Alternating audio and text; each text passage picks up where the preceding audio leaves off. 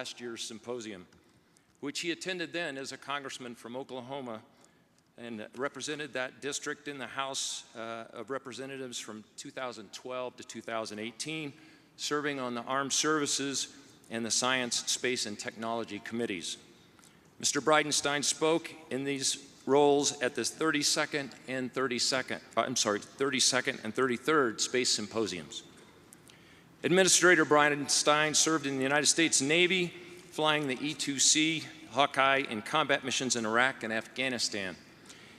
He has more than 1,900 flight hours and 333 carrier-arrested landings. And it's always good to have that number equal the number of takeoffs.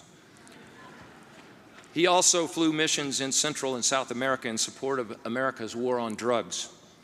Most recently, he transitioned to the 137th Special Operations Wing of the Oklahoma National Guard. He graduated from Rice University and earned his MBA at Cornell University. Please join me in welcoming NASA Administrator Jim Bridenstine.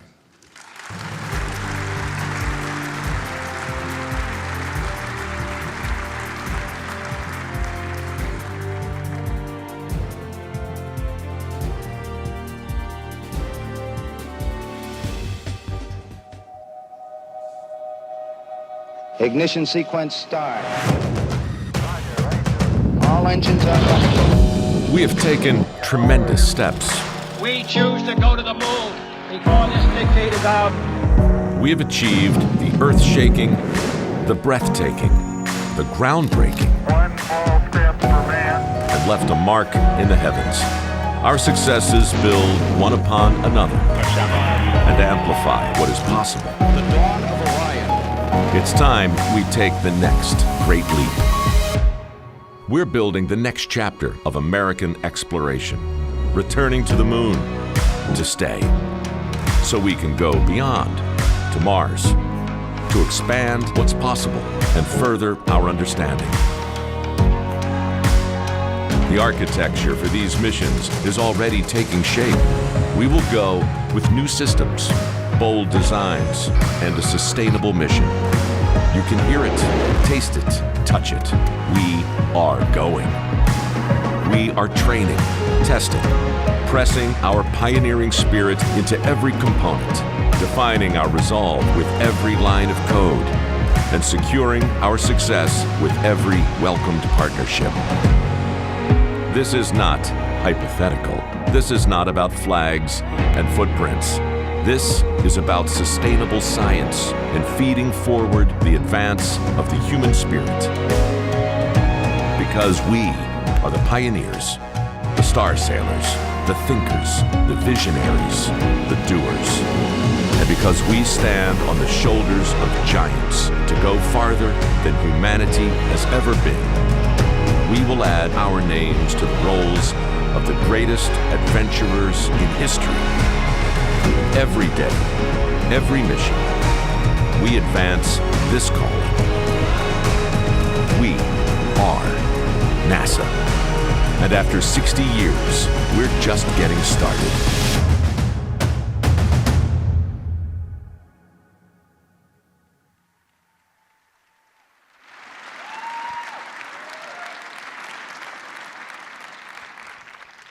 So many in this room are familiar that we've been given now a new charge, that we are going to place humans on the surface of the moon in 5 years. That deserves a round of applause, by the way. By direction of the President of the United States, the Vice President gave a speech at the National Space Council that I think was one of the most historic speeches in space history. He said, "The next American man and the first woman ever will be Americans on the surface of the moon within 5 years." The first woman will be an American on the surface of the moon in 5 years. That is an extreme declaration and a charge that we are going to live up to at NASA. Yes. So in a few short weeks, I'm going to be in a town in western Oklahoma called Weatherford. This is a town where General Tom Stafford was born and raised. It's a town where there is a very impressive museum dedicated to the Apollo program. And General Tom Stafford has invited me to really go out to that museum and celebrate the Apollo 10 mission. And I want to anchor for a second on what Apollo 10 was, and about this gentleman, Tom Stafford, who we're going to celebrate today with a Lifetime Achievement Award.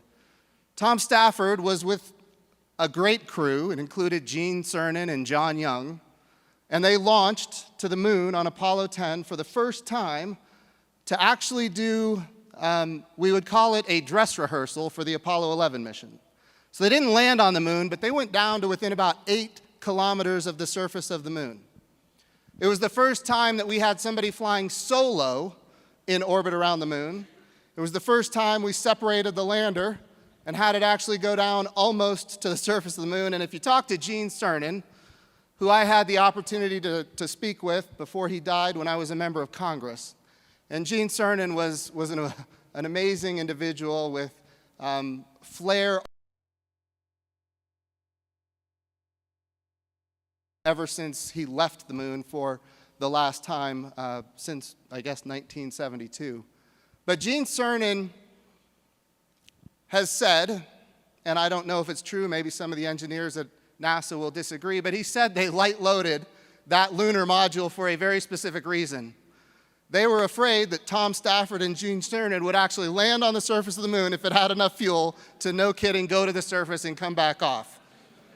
Now, the engineers will say, well, we wanted to make sure we replicated the right amount of fuel had they landed and taken off, that they'd have the right amount of fuel when they docked to the command and service module. They will tell you, what I would say Gene Cernan will tell you, is that ultimately they didn't want them to land on the surface of the moon, and knowing Gene Cernan, they believed that might be in the realm of possibility. So they went down,